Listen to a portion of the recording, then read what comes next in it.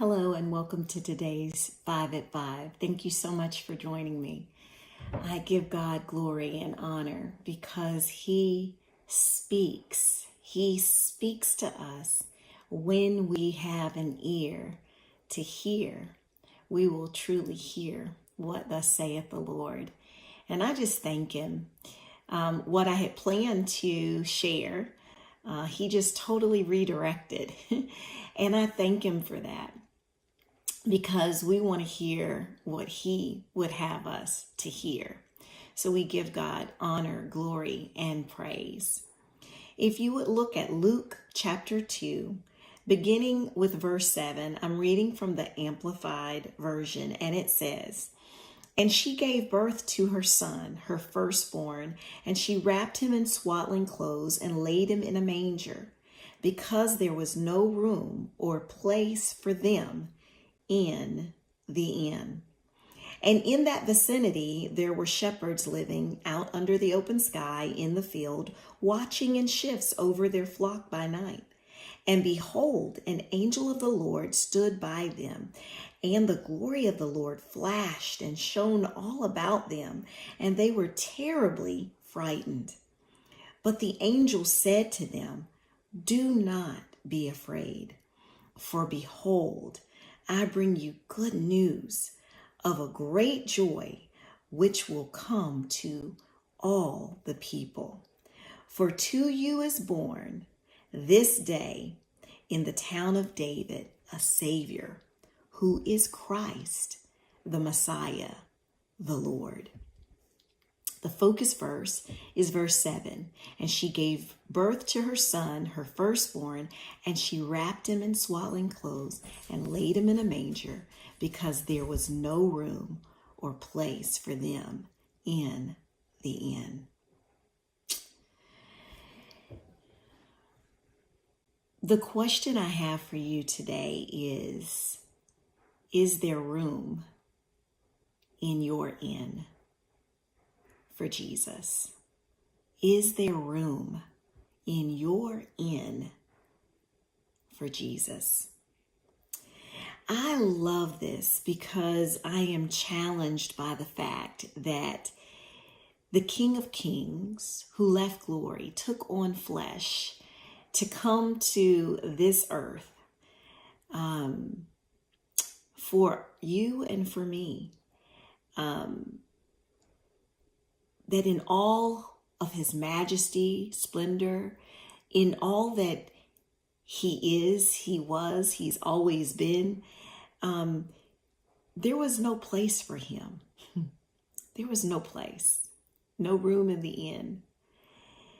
And I don't know about you, but there have been times in my life where I have truly felt like there was no place for me.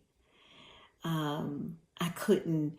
I felt like a misfit, or I just felt so different and so unseen and invisible, and I felt like there was just no place.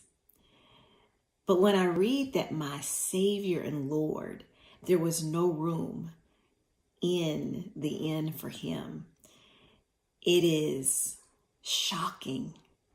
It is shocking. Because the story could have been written so many different ways.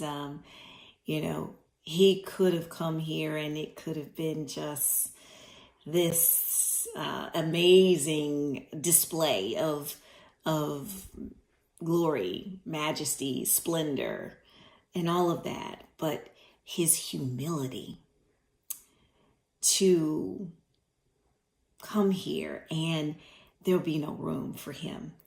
Then as I was looking at that, I began to look at a very familiar song that we sing every Christmas, "Joy to the World."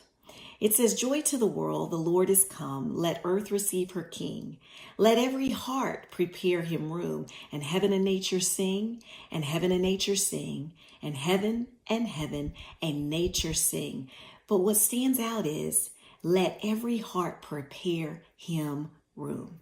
The question is there room in the inn of your heart? Have you made any room for Him? And then the question, that's just something, as our pastor said on Sunday, we need to pause.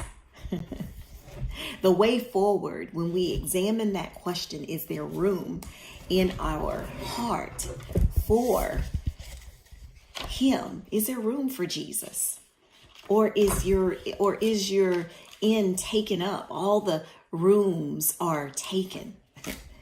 Are they taken, filled, no space at all for him? But like our pastor said, you've got to pause and ponder. Pause and ponder as you consider if there's any room. For if there's not any room, I would say it's time to clean house this Christmas season. Because before you can receive gifts, sometimes you've got to get rid of things that are taking up a lot of the space. Consider this day. Think on it. We're going to continue to talk about these things throughout this Advent season. Let's make room for him. And I pray that this word has blessed you. And remember to share it with others, because we are blessed to be a blessing.